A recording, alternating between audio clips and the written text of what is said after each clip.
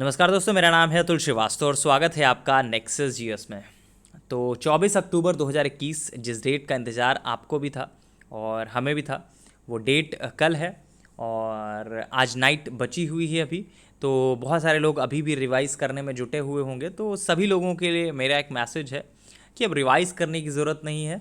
निश्चिंत होकर सो जाइए, आराम से प्रॉपर उठिए कल और उसके बाद पेपर देने के लिए जाइए। क्या क्या चीज़ें आपको ले जानी है, उन सब चीज़ों के बारे में हम लोग बात कर लेते हैं। क्या एग्ज़ामिनेशन सेंटर में आपको करना है, उनके बारे में बात कर लेते हैं। एग्ज़ामिनेशन सेंटर के बाद आपको क्या करना है, उसके बारे में बात कर लेते हैं हम लोग। ठीक है, तो सबसे पहले तो हम लोग बात करेंगे कि क्या क्या आपको लेके जाना है। 2 ब्लैक पेन सभी लोगों ने होपफुली ख़रीद लिए होंगे, तो 2 ब्लैक पेन आपको लेके जाना है। एडमिट कार्ड लेके जाना है, आधार कार्ड या फिर कोई आइडेंटिटी कार्ड, आधार कार्ड हो गया, वोटर आईडी हो गई, ड्राइविंग लाइसेंस हो गया। तो ये आप में से इसमें से तीनों में से कोई एक भी लेके जा सकते हैं, कोई दिक्कत नहीं है। इन तीनों में से तीनों चीज़ों की या फिर एक चीज़ की फ़ोटोकॉपी ज़रूर रख लीजिएगा। किसी किसी सेंटर में मांग लेते हैं, सारे सेंटर्स पे वैसे मांगते नहीं हैं, लेकिन फिर भी जैसे आप आधार कार्ड लेके जा रहे हैं तो एक आधार कार्ड की फ़ोटोकॉपी भी रख लीजिएगा। ठीक है, इसके अलावा जो आपको नेक्स्ट स्टेप काम करना है वो आपको ओएमआर पे आना है। ओएमआर जब मिलती है तो बहुत सारे लोगों के साथ समस्या ये होती है कि रजिस्ट्रेशन नंबर और रोल नंबर इसमें मिक्सअप कर जाते हैं, जल्दी जल्दी में गलत भर देते हैं और ये बहुत ब्लंडर मिस्टेक है और बहुत नॉर्मल मिस्टेक है, लोगों के साथ हो जाता है ये चीज़। तो जब भी आप कल फॉर्म फिलअप करेंगे, ओएमआर सीट फिलअप करेंगे, तो बहुत ध्यानपूर्वक आपको काम करना है। रजिस्ट्रेशन नंबर वाले कॉलम पे रजिस्ट्रेशन नंबर, रोल नंबर वाले कॉलम पे रोल नंबर, इन दोनों के बारे में व्यक्तिगत मैंने इसलिए बताया क्योंकि नाम बहुत सिमिलर हैं और आपको लगेगा हाँ ये रोल नंबर ही बोल रहा है, तो वो आपको समझना है वहाँ पे बहुत ध्यानपूर्वक। कोई बहुत बड़ा काम नहीं है, ठीक है। सारी चीज़ें जो दी गई हैं वो पूरी की पूरी फॉलोअप करनी है। अब नेक्स्ट स्टेप क्या आते हैं, जब हम लोग आंसर मार्कअप करते हैं तो बहुत ध्यान से हमें आंसर मार्क करना होता है। कभी कभी लोगों के साथ मैंने ये देखा है कि जो बोल सकते हैं कि 1 से 5 तक जो आंसर था उसकी जगह पे उन्होंने दूसरा लगा दिया जल्दी जल्दी में। ठीक है, तो इस तरह की एक्टिविटीज़ आपको नहीं करनी है। हर एक प्रश्न को जैसे आपने सॉल्व करने के लिए समय दिया है उसी प्रकार से आपको आंसर टिक करने के लिए समय देना है। ओवल आपको करते हुए जाना है, या फिर बोल सकते हैं कि ओएमआर सीट में जब आपका जो आपका बुकलेट होगी उसमें आप मार्क करते हुए चलिए, एक साथ लास्ट में कर लीजिए या फिर आप साथ में करते हुए चलिए, ये आपके ऊपर डिपेंड करता है। लेकिन ओवल बहुत ध्यानपूर्वक आपको करना है, उसमें आपको गलतियां नहीं करना है। जितने क्वेश्चन आपने सही किए हैं वो कम से कम आपके सही रहें। अब अगला प्रश्न आता है कि सर कितने क्वेश्चन अटेम्प्ट करने चाहिए, कितना सेफ होता है।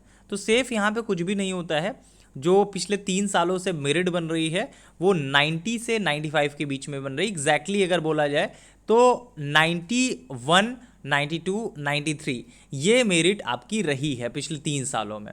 और अगर मिड का आपको लेना है तो 92 ये सेफ होता है। लेकिन आपको जो अटेम्प्ट करना है, अटेम्प्ट का मतलब होता है जो माइनस मार्किंग के बाद सही क्वेश्चंस करने हैं, वो कम से कम 95 क्वेश्चंस करने हैं। अगर आपको मेंस देना है फ्री जोन में जाकर तो 95 क्वेश्चन आपके कम से कम सही होने चाहिए, जिससे आप निश्चिंत होकर आगे की पढ़ाई कर सकें, मेंस की बाधा को पार करने की तैयारी कर सकें। ठीक है, तो ये आपको कार्य करना है। ये पहले से सोच के नहीं जाना है कि 100 क्वेश्चन अटेम्प्ट करेंगे, 150 क्वेश्चन करेंगे। 150 क्वेश्चन में मान लीजिए, यकीन मानिए 50 क्वेश्चन आपने पढ़े ही हुए नहीं होंगे कभी। 100 क्वेश्चन पर ही कंपटीशन होता है हमेशा, और 100 क्वेश्चन लगभग से लोगों ने पढ़े होते हैं। बस समस्या ये होती है कि जो 50 क्वेश्चन का प्रेशर होता है तो लोगों को लगता है अरे यार मुझे 50 क्वेश्चन नहीं आ रहे हैं, कैसे मेरा हो पाएगा। वो 50 क्वेश्चन के चक्कर में वो 100 क्वेश्चन अपने गलत कर देते हैं। मेरिट आपकी जो जानी है वो ऑलमोस्ट 100 क्वेश्चन की रेंज में जानी है। ठीक है, तो कुल मिलाकर कहा जा सकता है कि बहुत शानदार तरीके से और बहुत अपना जो बोल सकते हैं धैर्य आपको रखना है वहाँ पे। तो कुल मिलाकर आपको ये काम बहुत ध्यान से करना है। अब नेक्स्ट स्टेप पे आ जाते हैं। आपने ओएमआर सीट भर लिया और आपने एग्जामिनेशन सेंटर पे चले गए और सारी चीज़ें आपने कर ली। अब आपका पेपर पहला जो है वो ख़त्म होता है। पहला पेपर ख़त्म होने के बाद 2 चीज़ें समझ में आती हैं। जैसे ही आप इंस्टाग्राम पे आओगे, सोशल साइट्स पे आओगे, तो वहाँ पे एक चीज़ आपको बहुत कॉमन नज़र आएगी, पेपर कैसा था। ये हम बाहर वालों से पूछेंगे क्योंकि आपको लगेगा हाँ यार पेपर कैसा था, हमें समझ में नहीं आया। तो बाहर जब आप निकलोगे तो आपसे सारे लोग ये बताएंगे 150 में से 120 क्वेश्चन मैंने सही किए हैं और मेरिट ऑलमोस्ट इतनी ही जाएगी। दो प्रकार के आदमी मिलते हैं, एक तो ये बोलते हैं अरे यार ये कैसा पेपर बना दिया, ये तो आयोग के लेवल का पेपर ही नहीं है, और दूसरे ये लोग ऐसे लोग मिलते हैं ऑलमोस्ट मेरा 120 क्वेश्चन सही हैं और आराम से मेंस दूंगा। तो वो धीरे धीरे आपका डाउन होते चले जाते हैं नंबर। जब आंसर सीट आती है तो सारी चीज़ें कंफर्म हो जाती हैं। आपको किसी और से मतलब नहीं रखना है। आपको पहला जो पेपर आपका कंप्लीट होता है, फिर सीसैट का पेपर है, आपको किसी से डिस्कस नहीं करना है। फेसबुक, इंस्टाग्राम और यूट्यूब से थोड़ा सा दूर रहिएगा। निश्चिंत होकर आपको पेपर देना है, ठीक है। सेकेंड पेपर देने के बाद फिर शाम को आप मज़े लेने के लिए या फिर बोल सकते हैं एंजॉय करने के लिए आप आराम से यूट्यूब देखिए, फेसबुक देखिए, जो भी देखना हो देखिए, ठीक है। तो वहाँ पे आपको बहुत सारी चीज़ें इस तरह से मिल जाएंगी। जैसे आपसे ये बोला जाएगा कि अब पेपर उस तरह से नहीं आता है जैसे आता था। ये हर बार की बात है, नई बात नहीं है। ये मैं आज ही बता दे रहा हूँ जो कल बातें होनी है। कल शाम से आपको यही सुनाई पड़ेगा पेपर उस पैटर्न पर नहीं आता जिस पैटर्न पे आता था। भाई साहब, पेपर पिछले 3-4 सालों में वैसे भी चेंज हो चुका है। अब करंट ओरिएंटेड क्वेश्चन बन रहे हैं, उस चीज़ के लिए आपको प्रिपेयर होना पड़ेगा पहले से ही। करंट ओरिएंटेड जीएस ही आपको पढ़ना पड़ेगा अगर एग्जामिनेशन क्लियर करना है तो। पेपर एक पैटर्न पे अब नहीं पूछा जा रहा है, ठीक है। और ये सिंपल है बहुत, इसमें बहुत ऐसा इशू भी नहीं है कि आप कर नहीं सकते हैं। तो ये आपका काम रहेगा कल का। तो बहुत ज़्यादा सोचने की, विचारने की ज़रूरत नहीं है, बहुत ज़्यादा टेंशन लेने की ज़रूरत नहीं है कि हमारा पेपर गड़बड़ हो गया, अगले के तो 120 क्वेश्चन सही हैं, हमारा काम कैसे होगा। ये एक आपका जो फुल टेस्ट आप दे रहे हैं रेगुलर बेसिस पे, उसी तरह से आप इसको एक टेस्ट की तरह से समझ सकते हैं। अगर वहाँ पे आपके अच्छे मार्क्स आ रहे थे, जो आपकी क्लास टेस्ट होते हैं उसमें अच्छे मार्क्स आ रहे थे, तो यहाँ पे भी आपके अच्छे मार्क्स आने हैं, ठीक है। तो कुल मिलाकर आपको करना क्या है कि धैर्य रखना है। अगर एक लाइन में, एक पेज में आपको कोई भी क्वेश्चन नहीं आ रहा है तो आप नेक्स्ट पेज पे पलट जाइए। एक ही पेज में आपका पूरा पेपर नहीं है, आप नेक्स्ट पेज पर पलट जाइए, वहाँ पे क्वेश्चंस आपके आ रहे होंगे। हो सकता है कभी कभी हो जाता है कि 10 क्वेश्चन एक रो में नहीं आ रहा है, हमें 1 से लेकर 10 तक आ ही नहीं रहा है, बस वहीं पे फ्रस्ट्रेशन स्टार्ट हो जाती, लगता है अरे यार हमें कुछ आ ही नहीं रहा है। आप अगले पे जाइए, 11वें क्वेश्चन पे जाइए। कंपटीशन कहाँ पे बनेगा? 95 से 100 क्वेश्चन बहुत आराम से सिलेक्शन हो जाता है, ठीक है। और वो वहाँ तक कौन पहुँच पाता है? जो धैर्य रखता है, दिमाग जो संतुलित रखता है। तो कुल मिलाकर आपको बहुत संतुलन बनाए रखने की ज़रूरत है, बहुत धैर्य रखने की ज़रूरत है। जब आप 100 के ऊपर जाते हैं तो आप एक डाउटफुल स्थिति में भी रहते हैं, अरे यार ये सही है कि नहीं सही है। तो इस तरह की स्थिति आपको नहीं रखनी है। जिसने लिमिटेड पढ़ा है, सॉलिड पढ़ा है, उसके लिए पेपर बहुत आसान है, और जिसने बहुत ज़्यादा पढ़ा है उसके लिए समस्या है।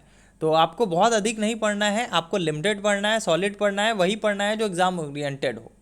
तो कुल मिलाकर कहा जा सकता है कि अगर आपको डिप्टी कलेक्टर का पोस्ट चाहिए तो ये पहली बाधा है और इसको आपको पार करना है, और बहुत सामान्य है, बहुत ऐसा है कि आराम से आप पार कर सकते हैं।